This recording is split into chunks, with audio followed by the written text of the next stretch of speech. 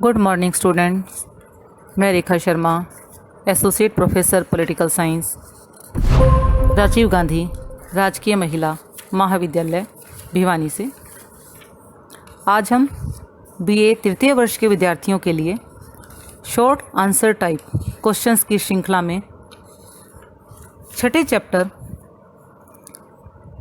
संयुक्त राष्ट्र और उपनिवेशवाद से क्वेश्चन आंसर करेंगे।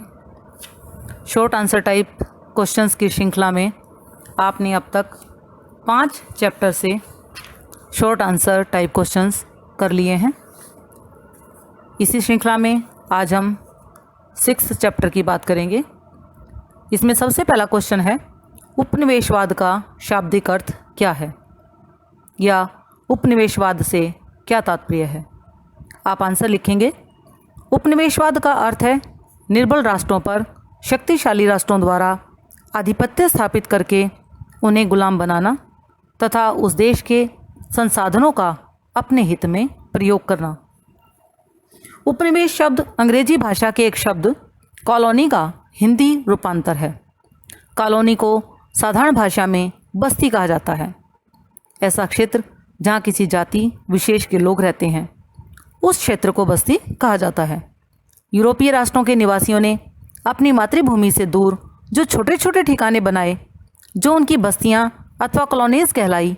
बाद में बस्तियां विस्तृत होती गई तथा विशाल भूखंड इनके अधीन आ गए।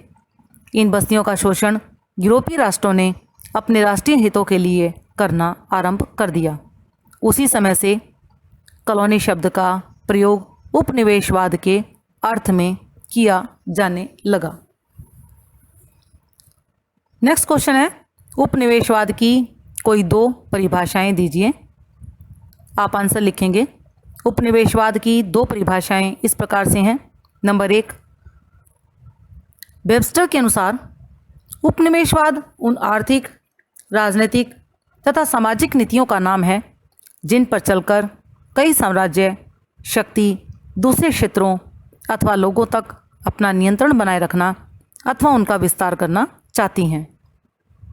नंबर 2, ऑर्गेन्स्की के अनुसार उन सभी क्षेत्रों को हम उपनिवेश कहेंगे जो एक विदेशी सत्ता द्वारा शासित हैं तथा जिनके निवासियों को पूरे राजनीतिक अधिकार प्राप्त नहीं हैं।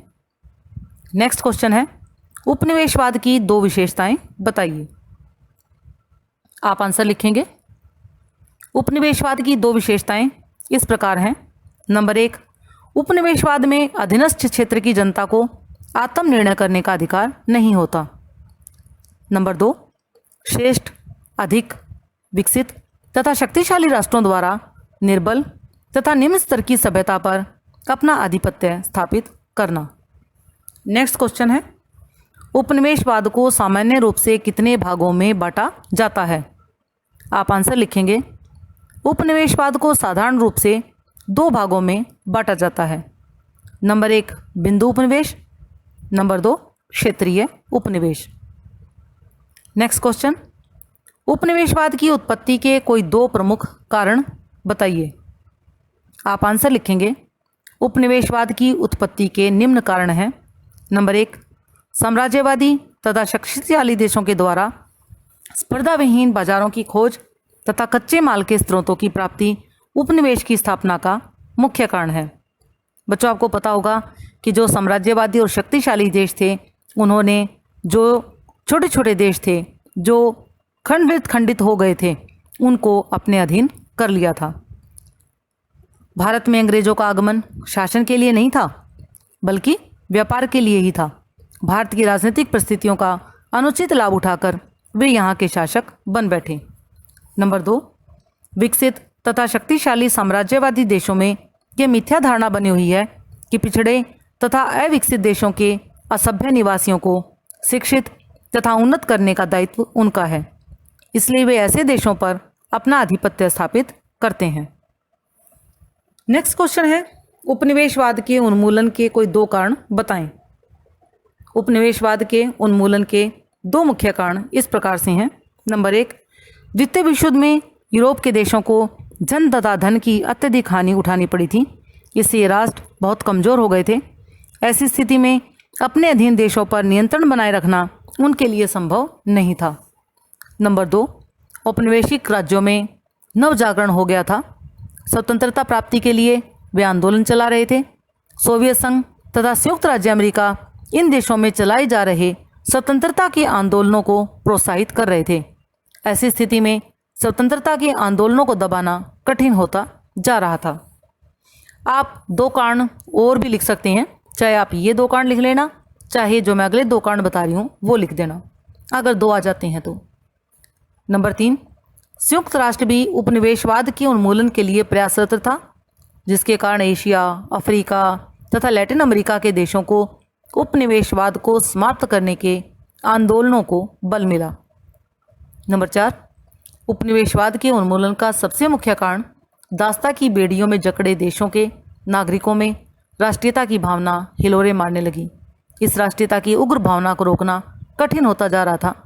साम्राज्यवादी शक्तियों द्वारा राष्ट्रीयता की भावनाओं को रोकना मुश्किल हो गया था। जितने अत्याचार बढ़ते उतनी ही राष्ट्रीयता की भावना उग्र होती। अंततः इस तंत्र राष्ट्रों को स्वतंत्रता प्रदान करना इन राष्ट्रों की विवशता बन गई, ये विवश हो गए। नेक्स्ट क्वेश्चन, सन 1995 में बार्डूम में 5वें एशियाई मैत्रीपूर्ण सम्मेलन में एशियाई तथा अफ्रीकी नेताओं ने सर्वसम्मति से क्या मांगे पेश की?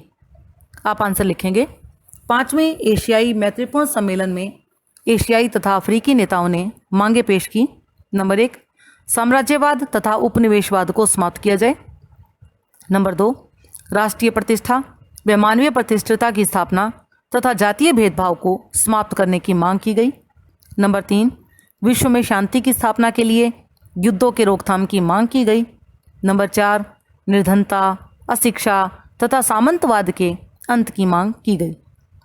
नेक्स्ट क्वेश्चन, उपनिवेशवाद के अंत तथा संयुक्त राष्ट्र पर एक संक्षिप्त नोट लिखें। द्वितीय विश्व युद्ध के पश्चात विभिन्न साम्राज्यवादी शक्तियां जैसे कि इंग्लैंड, फ्रांस, जर्मनी, बेल्जियम, पुर्तगाल आदि राष्ट्र आर्थिक तथा सैनिक रूप से बहुत निर्बल हो गए थे। इस युद्ध में इन्हें जन तथा धन की अत्यधिक हानि उठानी पड़ी थी। द्वितीय विश्व युद्ध के पश्चात विश्व में स्थायी शांति स्थापित करने तथा विश्व को युद्ध के विनाश से बचाने के लिए 24 अक्टूबर 1945 को संयुक्त राष्ट्र संघ का गठन किया गया। इस संगठन ने पराधीन देशों को स्वतंत्रता दिलाने में महत्वपूर्ण भूमिका निभाई। सैन फ्रांसिस्को सम्मेलन में पराधीन देशों के लाखों मनुष्यों को आर्थिक, सामाजिक, शैक्षणिक तथा राजनीतिक उन्नति के लिए कई महत्वपूर्ण निर्णय लिए गए। संयुक्त राष्ट्र चार्टर के 11वें अध्याय में उन सिद्धांतों तथा उत्तरदायित्वों का वर्णन किया गया जिन्हें सदस्य राज्य अपने अधीन उन क्षेत्रों के प्रशासन में लागू करेंगे जहां व्यक्तियों को पूर्ण रूप से स्वराज्य प्राप्त नहीं हुआ। नेक्स्ट क्वेश्चन है, संयुक्त राष्ट्र के न्याय व्यवस्था के किन्हीं 4 लक्ष्यों का वर्णन करें। आप आंसर लिखेंगे। संयुक्त राष्ट्र के न्याय व्यवस्था के 4 लक्ष्य इस प्रकार से हैं। नंबर 1, अंतर्राष्ट्रीय स्थायी शांति तथा सुरक्षा को प्रोत्साहित करना। नंबर 2, स्वशासन तथा स्वतंत्रता के लक्ष्य को सामने रखते हुए संरक्षित प्रदेश के निवासियों का राजनीतिक, आर्थिक, सामाजिक तथा शैक्षणिक विकास करना। नंबर 3, मानवीय अधिकारों तथा मौलिक स्वतंत्रताओं की भावना को प्रोत्साहित करना व स्वतंत्रता के प्रति सम्मान व्यक्त करना। संयुक्त राष्ट्र इस विचार का समर्थन करता है कि विश्व के सभी लोग एक दूसरे पर निर्भर हैं। नंबर 4, आर्थिक, सामाजिक तथा व्यापार संबंधी विषयों में संयुक्त राष्ट्र के सभी सदस्य राज्यों या सभी राष्ट्र सदस्यों के नागरिकों के प्रति समानता के आचरण का आश्वासन दिलाना। नेक्स्ट क्वेश्चन, दक्षिण अफ्रीका में रंग भेद की समाप्ति का संक्षेप में वर्णन करें। आप आंसर लिखेंगे। अफ्रीका में यूरोपीय उपनिवेशवाद की स्थापना के साथ ही रंग भेद की नीति का आरंभ हुआ। इन यूरोपीय देशों ने उपनिवेश स्थापित करने तथा अपना साम्राज्य स्थापित करने के लिए फूट डालो तथा राज्य करों की नीति का अनुसरण किया। यूरोप की श्वेत जातियों ने वहाँ के मूल निवासियों के साथ असभ्य, जंगली व पशुओं की तरह व्यवहार करना आरंभ कर दिया। वहाँ के मूल निवासियों को आपस में लड़वाना उनकी सफलता का मूल कारण था। दक्षिण अफ्रीका में दो तरह का राष्ट्रवाद था। प्रथम यूरोपीय श्वेत जातियों का अल्पमत राष्ट्रवाद, जो अल्पमत में होते हुए भी शक्तिशाली था। दूसरा राष्ट्रवाद अफ्रीकी अश्वेत जातियों के बहुमत का राष्ट्रवाद, जो बहुमत में होते हुए भी शक्तिविहीन तथा सत्ताविहीन था। महासभा ने वर्ष 1978 को रंग विरोध वर्ष के रूप में मनाने की घोषणा की। डॉक्टर नेल्सन मंडेला दक्षिण अफ्रीका के प्रथम अश्वेत राष्ट्रपति निर्वाचित हुए। इसके साथ ही संयुक्त राष्ट्र के प्रयासों से रंग भेद की नीति को समाप्त करने में सफलता प्राप्त हुई। नेक्स्ट क्वेश्चन, नई विश्व व्यवस्था का संक्षेप में वर्णन करें। और ये लास्ट क्वेश्चन भी है, आप आंसर लिखेंगे। अंतर्राष्ट्रीय राजनीतिक व्यवस्था निरंतर बदलती जा रही है तथा इसमें बदलाव के मुख्य कारण है समय समय पर नवीन प्रवृत्तियों तथा मुद्दों का उदय होना। अंतर्राष्ट्रीय राजनीति के विशेषज्ञों का मत है कि 20वीं सदी में 3 ऐसे अवसर आए जब अंतर्राष्ट्रीय राजनीतिक व्यवस्था में आमूलचूल परिवर्तन आया। पहला अवसर प्रथम विश्व युद्ध के पश्चात, और दूसरा अवसर द्वितीय विश्व युद्ध के पश्चात, और तीसरा 1991 के सोवियत संघ के विघटन के पश्चात हुए विश्व शक्ति संतुलन में परिवर्तन के कारण। इससे सारे विश्व का नक्शा ही बदल गया। ये कहना अधिक उचित होगा कि इसने नवीन विश्व व्यवस्था को जन्म दिया।